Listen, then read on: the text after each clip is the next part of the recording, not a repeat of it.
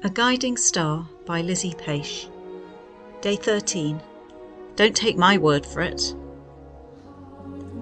Just sit there right now. Don't do a thing. Just rest. For your separation from God, from love, is the hardest work in the world.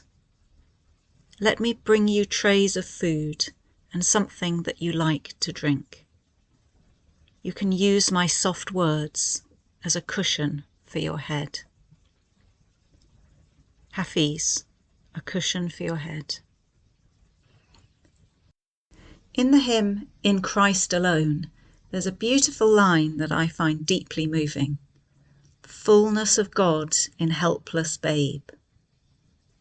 But there's just one key thing I don't think I agree with.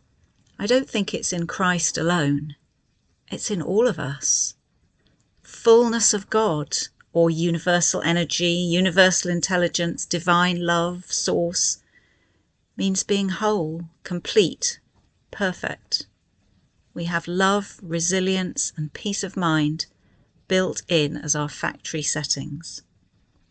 We are never broken. There's nothing lacking. Hafiz saw how that innate well-being is ours, our spiritual essence. It's the separation from it that's so unnatural, such hard work. It's not surprising that we miss or lose sight of this as we get caught up in the world, caught up in all the things we think we need to achieve, be and have, the way things need to be in order for us to think we'll be whole. But the truth, the fullness of God, is still there, underneath all those misguided beliefs. I don't ask you to believe me. Don't take my word for it. Why don't you take a look? Experiment and find some evidence for yourself. Explore what happens in life and see if you can notice the well-being and resilience that have been there all along. I can think of times when I've been completely stressed out and overwhelmed, thinking that I was a total failure. I can call to mind memories of loss and devastation that seemed all-consuming. I can remember times when I felt directionless and alone, and as if it might always be that way. But right now, I simply can't generate any of those feelings at all. Normal service has been resumed.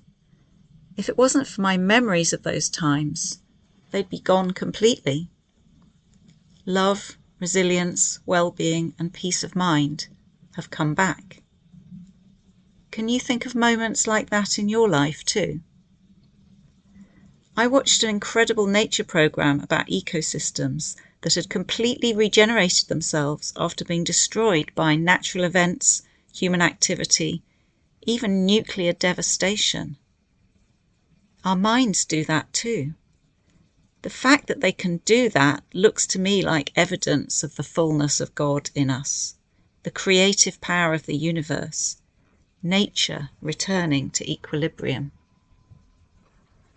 And the more we become aware of that power and energy, again, that fullness of God in us, the more we can learn to trust it. In looking for your evidence, you don't need to only notice the major events in life.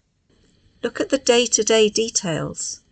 One day you're angry, worked up or anxious about something, and the next you've a completely different perspective and you've stopped worrying about it.